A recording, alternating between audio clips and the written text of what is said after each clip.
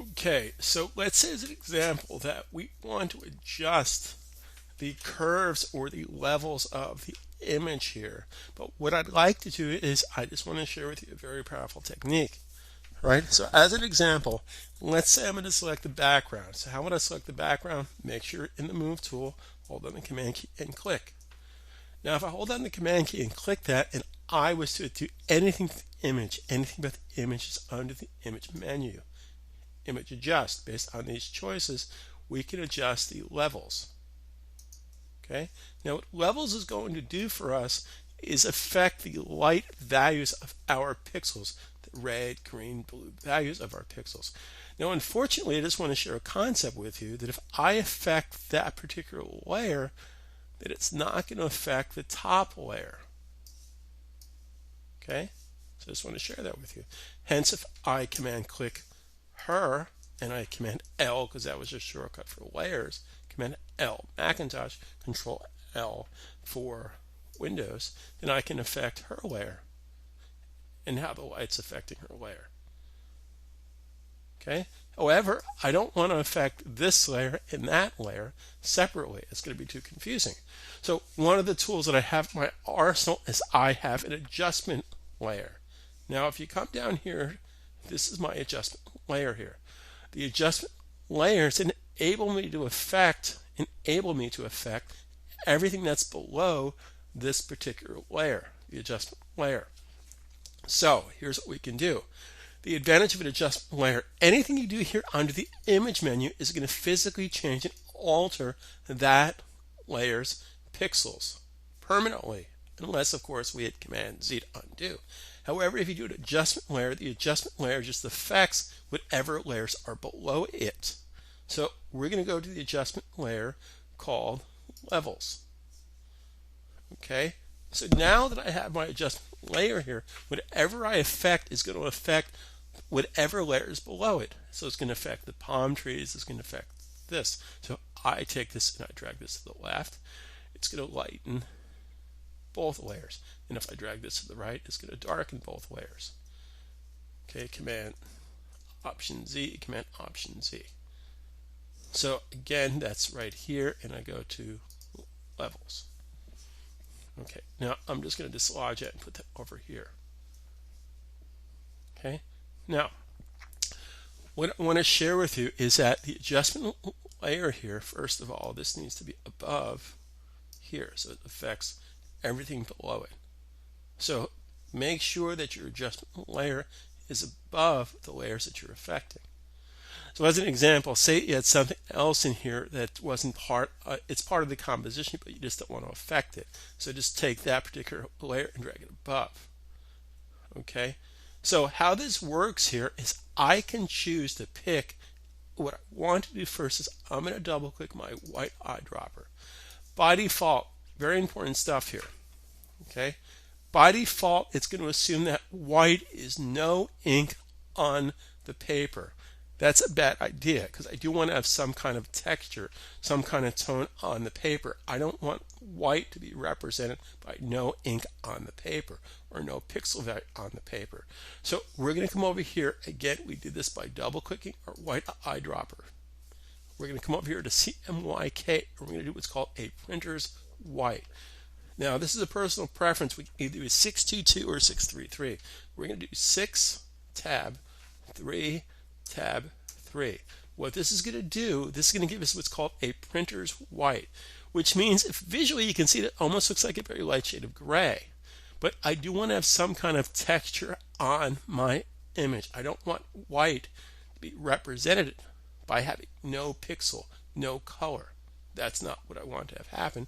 So I'm going to OK. And we'll say target new defaults, yes. Okay. Now, what this means here is I want to pick the whitest pixel. Now, in order to do this, I just need to make sure I can do this two different ways. I'm going to go to my info palette here. That was inside my property palette, info palette. If it's not up there, all palettes that you see here under the window menu. Okay, so I'm going to take my white eyedropper, and I just want to look for pixels, maybe this boat out here. I'm looking for something on the CMYK value that's close to 622. Okay, that's 711. That's actually pretty darn close. I'm going to click right there. And it just made a slight adjustment to my pixels. Okay, now what that helped me do, if I go back to my property palette, that's going to basically alter these settings here. So it's going to kind of put me in the correct range of pixel depth. Now, another technique I can share with you too, and this can be used for a tool to kind of get close to what I'm looking for. I'm going to click Auto. Now, Auto is not the cure for everything, but Auto is going to give me a fairly better example of what the pixel range should be. It's going to basically push and point me in the right direction. So if I go to my info palette again, and I go to my eyedropper, and I'm just going to basically click right there, right? Just want to make right there.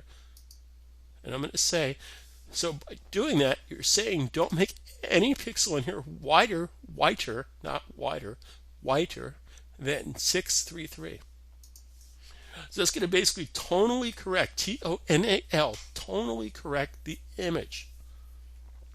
Okay, now I want to adjust the blackest pixel.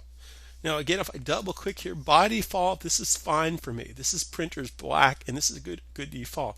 Notice that black is not 100%, 100%, 100%, 100%. You would have gooky brown mud. Now, depending on the image that you're going for, you can increase or decrease some of these numbers. We're just going to go exactly with this by default. So with the white eyedropper, we pick the whitest pixel, which is right here. With the black eyedropper, we're looking for values close to 0 on here. So I'm looking for values close to 0. So if I basically put my cursor right down in here, or perhaps right there is 0. Look, right there, that is 0. How cool is that? Now, this is a little trap to fall into. You would assume that black is here, but I basically looked over here and saw 0 was right there.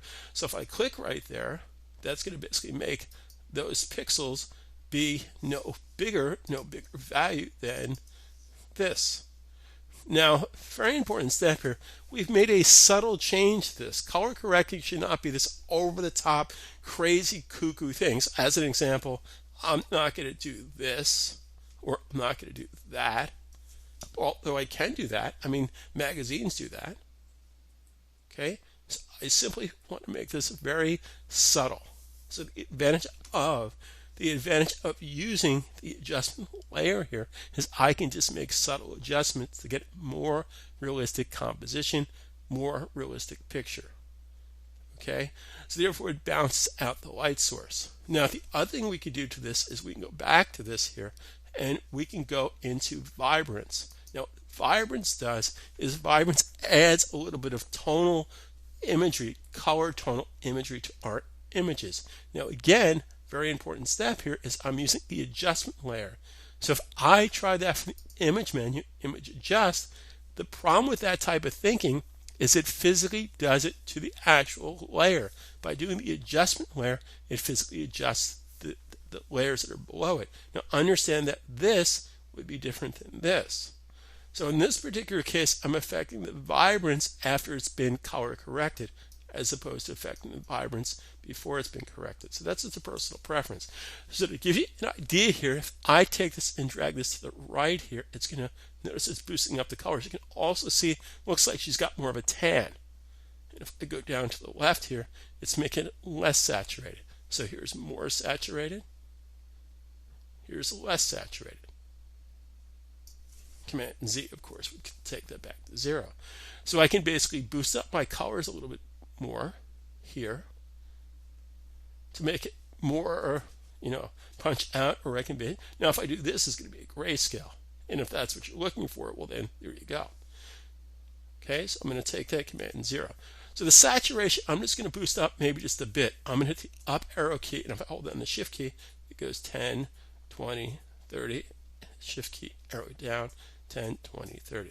So I'm just going to basically move it up to about 3.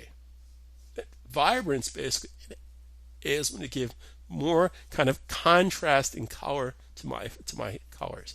It makes it more vibrant without basically adjusting the saturation. Vibrance is something new that's been around for the past 5.5, 6 years. Now the choice that I have here is this: I can affect the mask. I don't have any masks in here. If I did have mask in here, I can feather the mask, and we'll talk about that in a subsequent video. Okay, so right now I have this is with vibrance on, vibrance off. Again, you don't have to go nuts with this. This is subtle changes. Just that little correction in the color will make my image look more believable.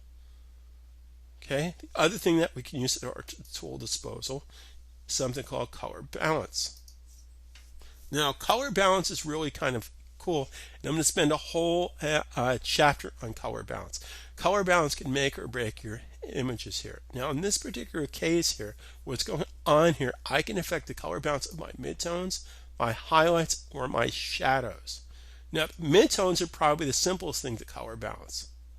Okay, so I take this and I drag this to the right, it's going to make things more redder or hotter. If I drag this to the left, it's going to make my pixels more cooler. Okay, now you don't want to go nuts with this because it's going to not look good. But what I want to share with you is that these are additive colors here. These are subtractive colors. This is the color of light. This is the color of ink. So red is the opposite of cyan. Green is the opposite of magenta. Blue is the opposite of yellow. So if something had 100% blue, it basically would have no yellow. Hence, if something had 100% yellow, you would have no blue. Okay, so I'm going to undo that to take that back to where it was. Command Option Z. That's the midtone. So the highlight, shadow. So you can just arbitrarily adjust these settings to kind of make your image more hotter or more cooler, or warmer is actually the correct word. Warmer or cooler by using those channels. Now again, if I take this off here, okay, that's what we had before we made the adjustments. So it's a very subtle adjustment, but again, you don't want to go nuts with this. Make a change, save a change. Now you want to see what the image looks like without your palettes. You can simply hit the F key once, the F key twice, gives you full background color. Command plus, command minus, and there's my image. Okay, F key again goes back to here. So F key once, F key twice, F key 3 times. Now you can stay in this image right here, and you can hit the Tab key and bring back your palettes. Tab key on, Tab key off. Now if you just want to bring back your secondary palettes, so Shift Tab does your secondary palettes and hides your tool palette. Okay, so if I hit Shift Tab here, it will, if my tool palette's up there, then Shift Tab hides or shows my secondary palettes.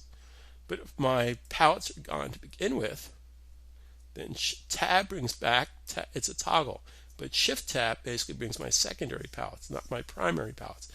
My tools would be considered my primary palettes, these would be my secondary palettes. Now, the way I work, because I have a full master control of every shortcut, when I work, I don't need to see these palettes. I can just get to a tool or get to a shortcut by holding on the Control key. Okay, that's for another day. I just want to share with you that technique. So this gives you more ammunition to understand how I can work with composites, how I can work with my images, how I can get a better selection and be a better user of Photoshop. Okay, now in closing, I just want to share a technique with you. Again, make sure in the Move tool, Command click on her layer so I can do things like this. I'm just going to scale down and hit the Return key. Now, notice that the shadow did not move with her. Why? Now, the reason the shadow didn't move with her because I didn't have the shadow selected. So if you want both the shadow and the image to move together, you have to have them physically selected by holding down the Command key. I'm sorry, my mistake. By holding down the Shift key. Okay, so I'm going to select this layer and select this layer, but I don't want to select this layer, so I can hold down the Command key. Now make sure you don't have this selected, so I'm going to just do this again. So first of all, Move tool, Command key, click. Okay, now if I hold down the Shift key, I can select this layer as well. Command Shift click the shadow layer. Now if I don't want to do it that way, make sure that you're not selecting here. If you're selected here and hit Command click, it's going to load the selection. I don't want to load the selection. I just want to select this. So command click here. So understand the difference. Very important step.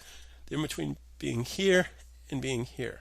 So now these are both selected. Now I could, just because I can't, I'm going to take this and drag this up to here. So now I can just hold down the shift key. So therefore, if I hit command T and I drag this down, it's going to drag the shadow. So now I can put it over by the tree. Or maybe I can put some of the palm trees. Okay, now I'm going to share with you a really cool trick here. And we'll do this in our next video.